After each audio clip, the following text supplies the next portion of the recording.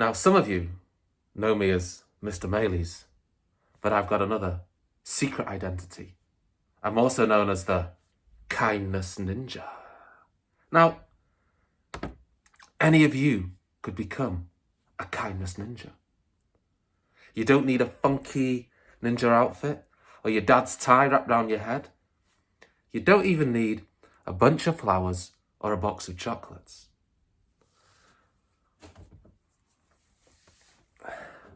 All you need is to act with kindness every day. It's that simple. So we've talked about this before. We've talked about help and kindness, haven't we? And how at the start of our day, when we wake up, at the end of the day, as we go to bed, or maybe some point in the middle, we just stop and we ask ourselves, who can I help and be kind to today? Could be yourself. Maybe you need the help that particular day. Or it could be a family member, someone in your home, a friend. It could be a classmate. It might even be somebody that you don't know very well or even that you get on with. And that's a real challenge, isn't it? To help and be kind to someone who you sometimes have negative emotions about. So that's really, really important on the road to becoming a kindness ninja, to practice that every day. It's especially important at the moment because obviously we're in the middle of a global pandemic and it's turned everyone's lives upside down. So we all need to really look after each other, not just in school, but outside of school as well.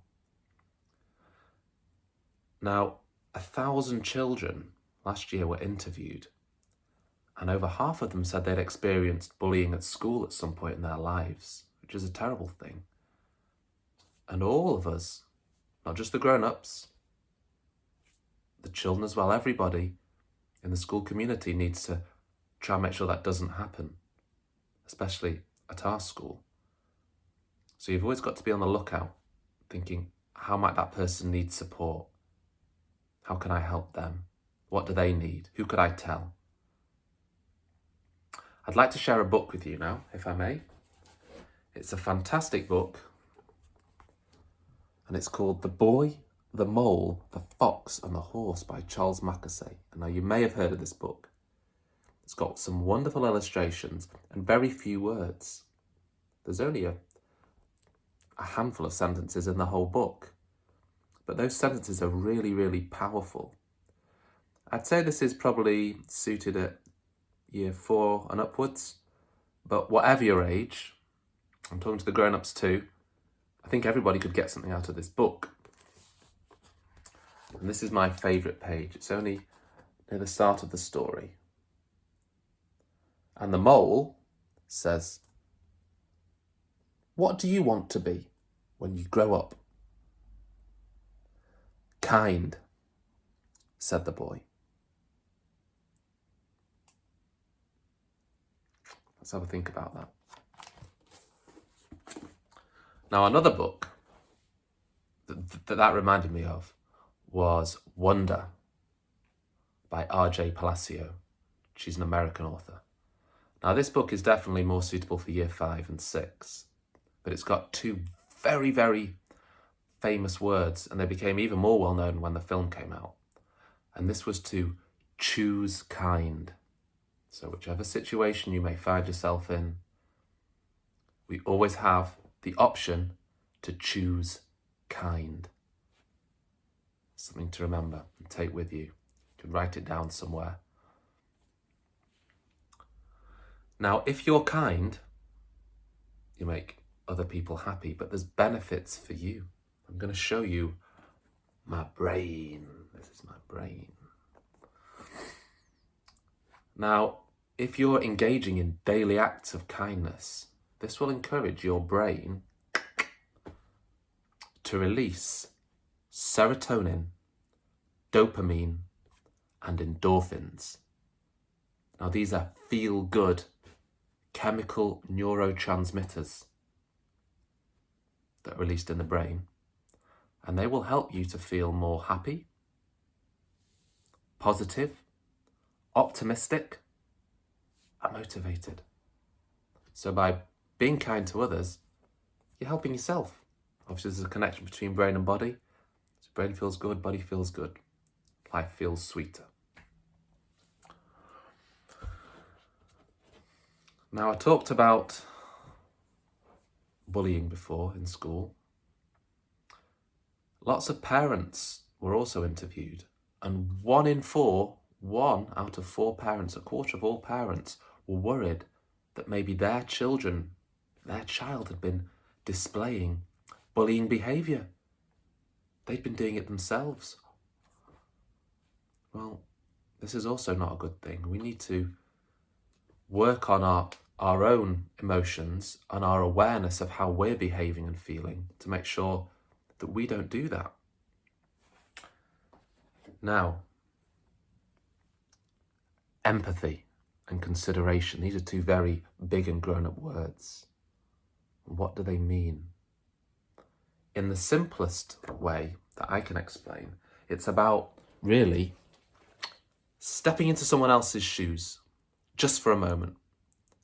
Trying to imagine just for a moment how they might be feeling, what they might be thinking, what they might be experiencing. Okay, that's really, really hard. It takes a lot of emotional intelligence to be able to step into somebody else's shoes and imagine that you're them and going through what they're going through. But if you can do that, if you can empathize, if you can imagine what they might be feeling in that moment, it could stop you saying or doing things that could be hurtful or negative towards somebody else. So to be helpful and kind is a wonderful thing, and I urge you to do it. To be able to empathize and use empathy, to be empathic, is a higher level kindness ninja skill, but you can try it whenever you want, and you'll get better and better at it the more you do. And I've got a little poem, very, very short, and you could probably memorize this yourself very, very easily. It goes like this. A little less me, me, me.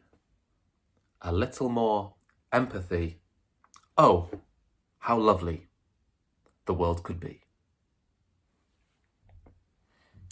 So the message there is basically telling you to walk a moment in someone else's shoes.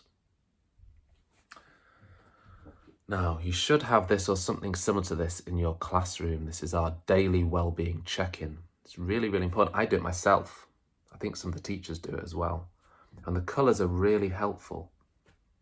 They help you to identify really quickly how you might be feeling. And remember, you might be feeling several emotions at once. Obviously, we'd like everyone to get back to green. That's not always possible straight away. That's something to work towards. It's really, really emotionally healthy to notice how you're feeling. And if you can notice that you're feeling a bit blue or yellow or red, it could stop you engaging in unkind behaviour to yourself or to others. So it's really important that we do that. Even if the teacher doesn't explicitly say, how are you feeling? You can always look at the display on the wall and just check in with yourself. You've all got a hand or two. So this hand can help you if you're in need of support. Okay, we'll call it a hand of trust or a helping hand. And you could get a piece of paper and draw around your hand and maybe draw 5 little faces or 5 names on that hand. And these are 5 people you can go to if you're in need of help, if you're in need of support in some way. So that's a really, really quick and useful exercise. And whenever you're feeling a bit blue, a bit yellow or red, you could think about those 5 people on your hand of trust. Okay, see how they can support you in some way. Now, the final thing I want to mention is Childline. I'm sure some of you have memorised the number to Childline. It's a really easy number to memorise. It's 0800 1111.